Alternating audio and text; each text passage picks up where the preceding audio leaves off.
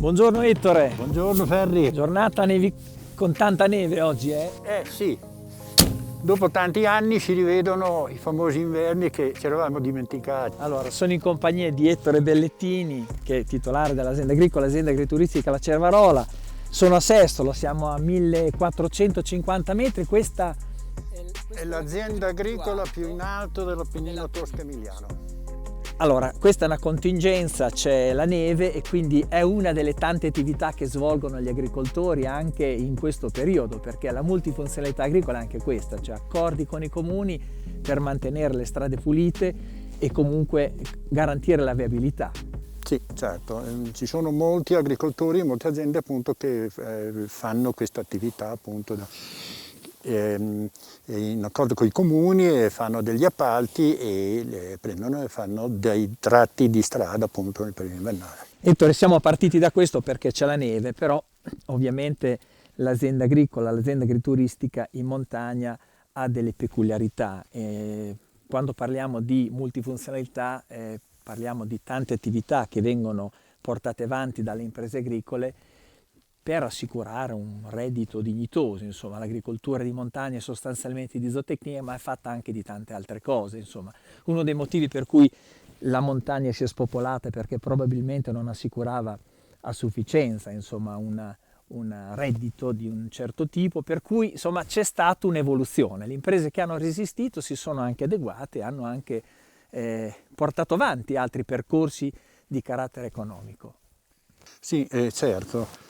Diciamo che nell'Alto Appennino l'attività trainante diciamo che è il turismo e di conseguenza quelle poche aziende, come intendo aziende piccoline, che sono rimaste appunto che svolgono attività connessa di agriturismo, oppure altri hanno anche la possibilità nel periodo invernale per alcuni mesi di lavorare anche gli impianti di risalita qui nel consorzio del Cimone. Ecco, che proprio adesso la giornata purtroppo non ci consente di vedere il Monte Cimone, che è proprio qua a due passi, Tra l'altro insomma quest'anno l'attività turistica è molto rallentata per via dell'emergenza sanitaria, quindi anche chi lavora come voi nel settore è rimasto penalizzato, anche perché non si sa ancora quando ci sarà un'apertura nel momento in cui stiamo in questo momento chiacchierando.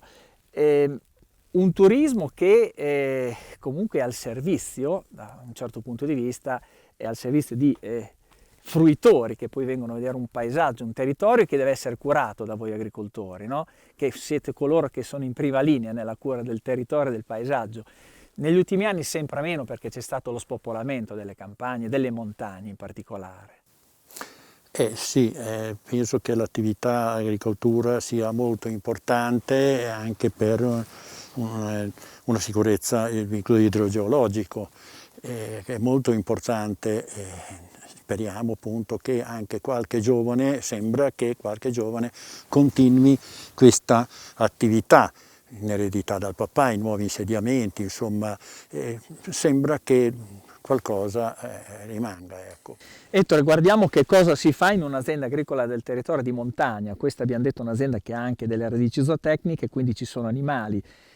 Andiamo a vedere insomma che cosa c'è nelle stalle. Insomma, 50 anni fa, 60 anni fa, 70 anni fa, quando c'erano nevicate di questo tipo e anche meno mezzi per sgombrare. Sì. Cosa si faceva? I mezzi spartineve non c'erano. A mano si faceva? Si faceva a mano oppure con i cavalli. Il cavallo era un animale che faceva anche, diciamo, le piste, oppure le ciaspole. Adesso la ciaspola è diventata di moda un'attività sportiva, allora invece serviva per muoversi. Era una necessità. Era una necessità, bravo. Ecco, tu hai anche i cavalli che adesso andiamo a vedere.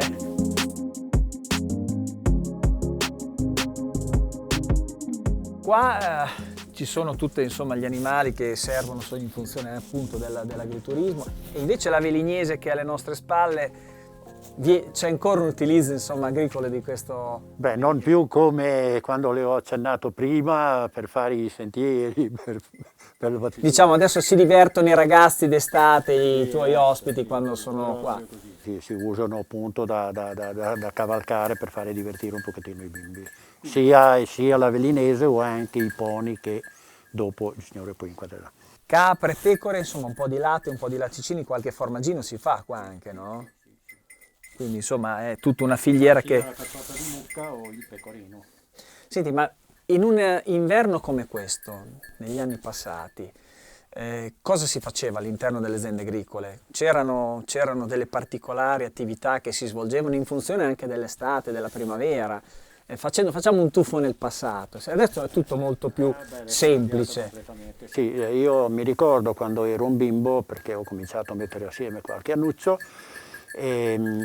le famiglie erano più numerose e usava la transumanza. In montagna erano quasi tutti pastori, diciamo.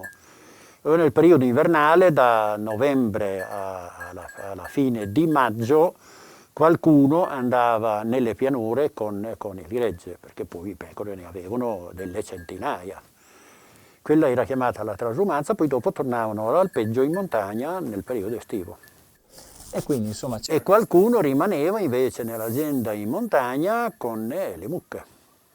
Poi c'è anche un'attività legata al bosco, alla selvicoltura, anche questo è un'attività che fa capo insomma, alle imprese agricole, molte imprese di montagna hanno anche la gestione del bosco, quindi il taglio, oltre alla cura del bosco, il taglio della legna, quindi anche la vendita della legna. Qui la vendita della legna e poi adesso va anche molto di moda il cippato, così non si sciupa niente, cioè anche i rami che una volta venivano ammassati o bruciati o lasciati lì nel bosco marcire, adesso invece vengono anche utilizzati appunto per il cippato. Quindi viene triturato il legno e viene utilizzato come combustibile per far andare caldaie o comunque centrali termiche sostanzialmente. Certo. Questa è un'attività appunto che di molte aziende agricole si sono attrezzati e lo fanno, insomma fanno questo lavoro. Ettore, questa è una parte della stalla ma non abbiamo visto tutto, possiamo trovare anche, possiamo andare... Queste sono stalle secolari. Sì, si vede che insomma, c'è molto utilizzo di legno e quindi insomma la materia che non manca qua. Andiamo a vedere le altre.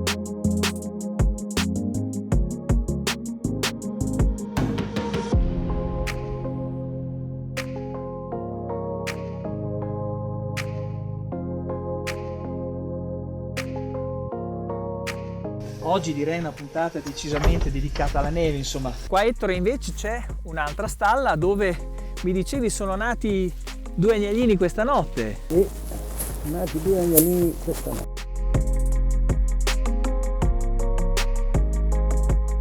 Ettore, questa è una stalla da altri tempi, che era la classica stalla che c'era, insomma, diffusissima, quindi molto bassa. Eccoli qua. Normalmente la pecora è normale che faccia un parto gemellare o qual è? È abbastanza diffuso. Qui complessivamente quante pecore ci sono che per il latte, Ettore? È una ventina. Una ventina. Eccole qua. Ma si può prendere in braccio questo agnellino qua? Non dicono nulla le... Non dicono nulla. Ma proprio a poche ore si può dire, Beh, vediamo se si fa prendere, Eccolo qua. Proprio piccino. È ancora bagnato. È ancora bagnato. Quindi tu hai assistito al parto questa notte? No. Questa mattina lo staliere, questo ragazzo qua, quando è venuto giù, mi ha detto che erano nati. Beh, insomma, vedo che le mamme non protestano nemmeno, quindi sono molto docili. Beh, adesso lo riponiamo e lo lasciamo andare alla mamma. Senti, Ettore, questa è una stalla che adesso abbiamo visto le pecore, ma di là abbiamo anche le vacche, no? Una stalla che ci sono le mucche.